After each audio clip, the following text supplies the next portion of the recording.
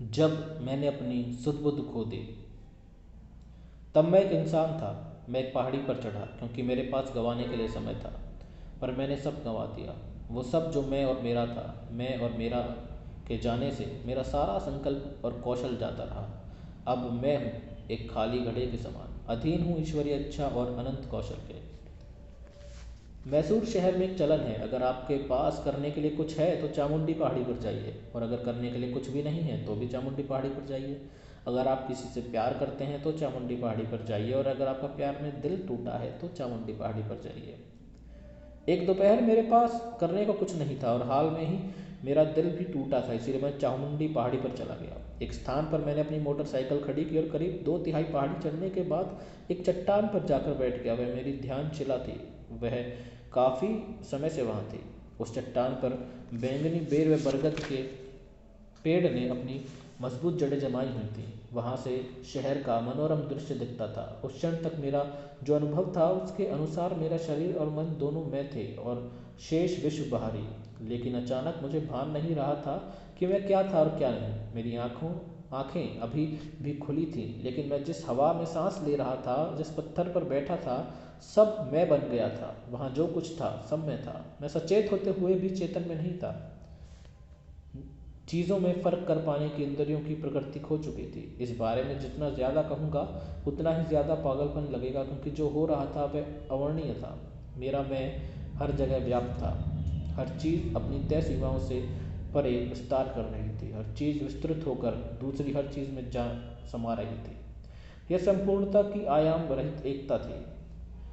बस वही पल अब मेरा जीवन है, जो बहुत सुंदरता से बरकरार है। जब मुझे होश आया तो ऐसा लगा कि महज 10 मिनट गुजरे हैं, लेकिन मेरी घड़ी की सुइयां बता रही थी कि शाम के 7:30 बज चुके थे।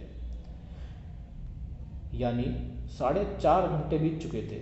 मेरी आंखें खुली थीं, सूरज ढल चुका था और अंधेरा हो गया था। मैं पूरी तरह से सतर्क था, लेकिन उस पल तक जिसे मेरा मैं मानता था, वह पूरी तरह से गायब हो चुका था। मैं रोने धोने वालों में से नहीं हूँ, मगर फिर भी चामुंडी पहाड़ी की उस चट्टान पर 25 साल की उम्र में मैं इतना उन्मत्त था कि मेरे आंसू बह रहे थे और मेरी कमीज गीली हो चुकी थी। शाम तक खुश रहना मेरे लिए कोई मसला नहीं रहा है। जैसे चाहा वैसी ज़िंदगी बिताई। मैं 60 के दशक में बड़ा हुआ। वह बीटल्स और ब्लू जीन्स का दौर था। मैंने यूरोपीय दर्शन और साहित्य में दोस्तोयेवस्की, कामू, काफ्का और उन जैसे अन्य लेखकों को पढ़ा था। लेकिन यहाँ अपने अस्तित्व के एक बिल्कुल अलग आयाम में मेरा विस्फोटक ढंग से सामना हुआ, जिसकी मुझे तनिक भी जानकारी नहीं थी। मैं उल्लास और आनंद की एक बिल्कुल नई अनुभूति में भीग चुका था, जिसका न तो मैंने कभी अनुभव किया था, न ही उसकी संभावना की कल्पना की थी। इस बारे में जब मैंने अपने शमसिया दिमाग पर जोर डाला तो मुझे इतना ही समझ आया कि शायद मैं अपना मानसिक संतुलन खो बैठा हूँ। फिर भी यह सब इतना खूबसूरत था कि मैं इसे गंवाना नहीं चाहता था। अलबत्ता उस दोपहर को क्या हुआ था उसे बताने में मैं कभी भी पूरी तरह समर्थ नहीं हो पाया। शायद उसे बयान करने का सबसे अच्छा तरीका यह है कि मैं ऊपर गया और फिर नीचे आया ही नहीं। मैं कभी उस पहाड़ी से नीचे उतरा ही नहीं। मेरा जन्म मैसूर में हुआ, अपने महलों और बाग बगीचों के लिए मशहूर दक्षिण भारत की सुंदर और शाही नगरी मैसूर एक दौर में राजधानी हुआ करती थी। मेरे पिताजी डॉक्टर और माँ घरेलू महिला थी। मैं 4 भाई बहनों में सबसे छोटा था। स्कूल में मैं जब ऊब जाता था और तो और मेरे लिए कक्षा में बैठना भी असंभव था, क्योंकि मैं देख सकता था कि अध्यापक जो सिखाते थे उसका उनकी अपनी ज़िंदगी में ही कोई मतलब नहीं था। जब मैं 4 साल का था तब घर की आया मुझे स्कूल छोड़ने जाती थी। मैंने उससे कह रखा था कि वह मुझे स्कूल के गेट पर ही छोड़ दे, अंदर नहीं जाए। जो ही वह मुझे छोड़कर जाती मैं पास की घाटी की तरफ भाग निकलता, जहाँ जीवन अनगिनत अनूठे रूपों से फल फूल रहा था। मैं पिताजी की दवाइयों की अलमारी से मिली खाली बोतलों में तरह तरह के कीड़े मकोड़े, मेंढक और सांप इकट्ठे करने लगा। कुछ महीने बाद जब माता पिता को पता चला कि मैं स्कूल से गायब रहता हूँ तो इस बारे में जानकर वे बहुत नाराज़ हुए। घाटी के मेरे जीव शास्त्र के अभियान को बरसाती नाले में वक्त बर्बाद करना कहकर खारिज कर दिया गया। बड़ों की सुस्त व नीरस दुनिया में मेरे इस अभियान को नाकाम कर दिया गया, जैसे कि मेरे साथ अक्सर होता था। तब मैंने अपने ध्यान कहीं और लगा दिया और करने के लिए कुछ और ढूंढ लिया। बाद के वर्षों में मैं जंगल में इधर उधर घूमने लगा, सांप व मछलियाँ पकड़ने और पहाड़ों व पेड़ों पर चढ़ने में अपना वक्त बिताना ज़्यादा पसंद करने लगा। लंच बॉक्स में पानी की बोतल के साथ अक्सर मैं पेड़ की सबसे ऊंची डाल पर चढ़ जाता। शाखाओं का हिलना डुलना मुझे समाधि जैसी अवस्था की ओर ले जाता, जहाँ मैं नींद में भी होता और पूरी तरह सतर्क थी। पेड़ पर समय का बिल्कुल बोध नहीं रहता था। सुबह 9 बजे से लेकर शाम 4:30 बजे तक, छुट्टी की घंटी बजने तक मैं वहीं बैठा रहता। बहुत बाद में जाकर मुझे एहसास हुआ कि जीवन के उस दौर में ही अनजाने में मैं ध्यान करने लगा था। बाद में जब मैंने पहली बार लोगों को ध्यान सिखाना शुरू किया तो वह हमेशा झूम कर किया जाने वाला ध्यान यानी कि स्विंग मेडिटेशन होता था। यकीनन तब ध्यान शब्द से मेरा पाला भी नहीं पड़ा था। मुझे तो बस पेड़ के उस तरह हिलना पसंद था जो मुझे नींद और जागरण से परे की अवस्था में ले जाता था।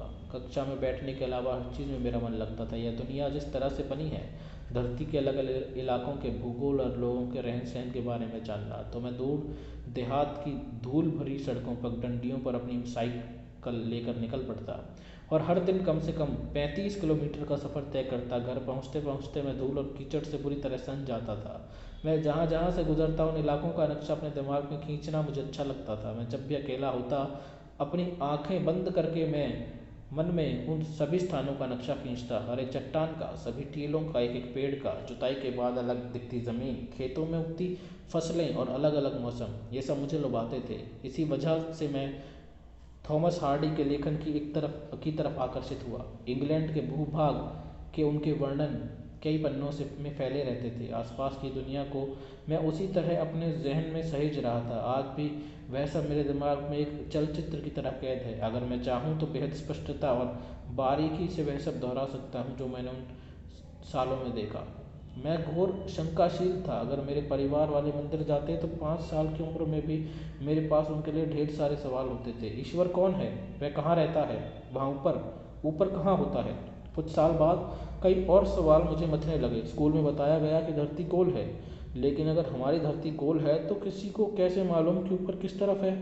इन सवालों के जवाब कभी कोई नहीं दे पाया, इसलिए मैं मंदिर के अंदर कभी नहीं गया। ऐसे में वे मजबूर होकर मुझे जूते चप्पलों की रखवाली करने वाले के पास छोड़ जाते थे। वह मुझे बहुत ज़ोर से बार बार अपनी तरफ खींचते हुए पकड़ के रखता था।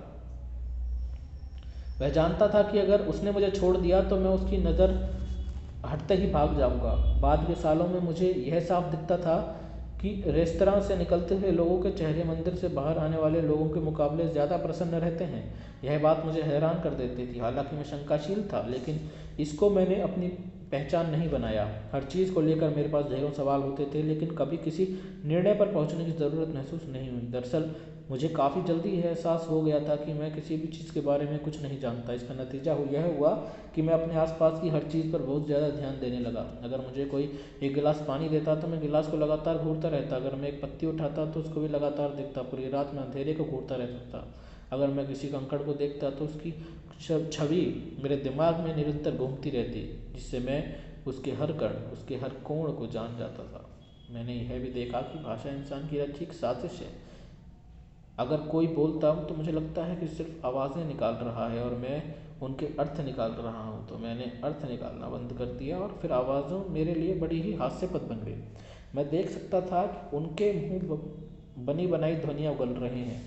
अगर मैं एकटक देखता रहता तो इंसान भी विघटित होकर ऊर्जा के एक धुंधले गोले में तब्दील हो जाता। तब सिर्फ आकृतियाँ ही बचती। असीम अज्ञानता की उस स्थिति में किसी भी चीज़ के ऊपर मेरा ध्यान चला जाता। डॉक्टर होने के नाते पिताजी सोचते कि मेरे मनोवैज्ञानिक परीक्षण की जरूरत है। वे कहते यह लड़का हर वक्त किसी न किसी चीज़ को बिना पलक झपकाए घूरता रहता है, लगता है पागल हो गया है। मुझे हमेशा से अजीब लगता था कि दुनिया इस बात को नहीं समझती कि मैं कुछ नहीं जानता कि अवस्था कितनी गहन है। जो लोग विश्वासों और मान्यताओं से इस अवस्था से नष्ट कर देते हैं, वे एक बड़ी संभावना, जानने की संभावना से पूरी तरह चूक जाते हैं। वे इस बात को भूल जाते हैं कि मैं कुछ नहीं जानता। एक द्वार है, जानने और ढूंढने का एकमात्र द्वार। माँ मुझसे कहती थी कि अपने अध्यापकों पर ध्यान दिया करो। मैंने वही किया। जिस तरह का ध्यान मैंने उनकी बातों पर दिया, वैसा कभी भी कहीं और किसी ने नहीं दिया होगा। मुझे नहीं मालूम कि वे क्या कह रहे होते थे, पर जब मैं कक्षा में होता था तो बगैर पलक झपकाए उन्हें एकटक घूरता रहता था। किसी कारण से उन्हें यह हरकत कुछ खास पसंद नहीं आई। एक शिक्षक ने मुझे जवाब सुनने की हर संभावना कोशिश की, लेकिन जब मैं चुप रहा तो उन्होंने मुझे कंधे से पकड़ा और बुरी तरह से झकझोर दिया। उन्होंने कहा, तुम या तो देवता हो या शैतान। फिर उन्होंने आगे कहा, और मुझे लगता है कि तुम शैतान हो। मैंने खास अपमानित महसूस नहीं किया। इससे पहले तक मैं अपने आसपास की हर चीज़ को अचरज की दृष्टि से देखता था, रेत के कण से लेकर ब्रह्मांड तक को। लेकिन सवालों के जटिल जंजाल में हमेशा एक निश्चितता थी, और वह थी मैं को लेकर। लेकिन मेरे शिक्षक के क्रोधपूर्ण कथन ने मेरे लिए कई और सवाल खड़ी कर दिए। मैं कौन था? इंसान, देवता, शैतान या क्या?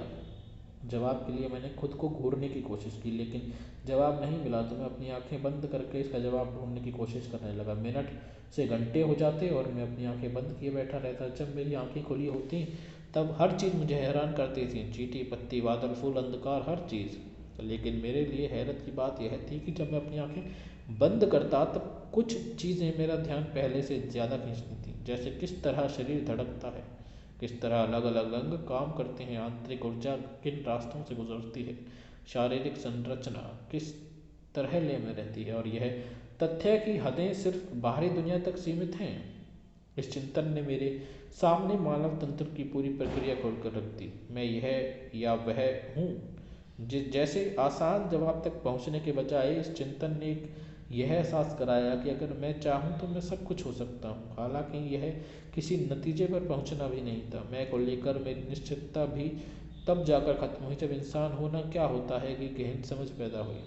स्वयं को एक स्वतंत्र इकाई के रूप में जानने की मेरी समझ को इसने पिघला दिया। मैं एक अस्पष्ट प्राणी बन गया, अजीब अजीब तरह के अपने सभी तरीकों के बावजूद। एक चीज़ जो मैं अनुशासित ढंग से करता रहा वह था मेरा योगाभ्यास। 12 साल की उम्र में गर्मी की छुट्टी में मेरे योगाभ्यास की शुरुआत हुई। हर साल दादाजी के पुश्तैनी घर पर हम सभी चचेरे भाई बहन इकट्ठा होते थे। मकान के पीछे के हिस्से में 150 फुट गहरा एक पुराना कुआं था। जब बहनें लुका छुपी खेलती थीं तब हम लड़के आमतौर पर कुएं में कूदने और उससे बाहर आने का खेल खेलते थे। कुएं में कूदना और ऊपर चढ़कर बाहर निकलना दोनों ही चुनौती भरे होते थे। अगर इसे सही तरीके से नहीं किया जाए तो सिर दीवार में टकराकर चकनाचूर हो सकता था। यही नहीं, चढ़ते समय सीढ़ियाँ नहीं होती थीं। चट्टान की खुरदुरी सतह पर हाथ और पाँव जमा कर चढ़ना पड़ता था। कई बार तो अधिक दबाव के चलते नाखून लहूलुहान हो जाते थे। बस कुछ ही लड़के यह करतब दिखा पाते थे। मैं उनमें से एक था, और मैं इसमें माहिर था। एक दिन 70 साल के एक बुजुर्ग वहाँ पर आए। उन्होंने कुछ देर तक हमें यह करतब करते हुए देखा, फिर बगैर कुछ कहे कुएं में कूद पड़े। हमें लगा कि वे डूब गए होंगे, लेकिन वे मेरे मुकाबले अधिक तेज़ी से चढ़कर बाहर आ गए। मैंने अपने अहम को किनारे रखकर उनसे एक सवाल पूछा, आपने ये कैसे किया? उन्होंने कहा, चलो योग सीखो। मैंने एक पिल्ले की तरह उनका अनुसरण किया, और इस तरह मैं मल्लाडी हिल्ली स्वामी, वे बुजुर्ग इसी नाम से जाने जाते थे, का शिष्य बन गया और योग सीखने लगा।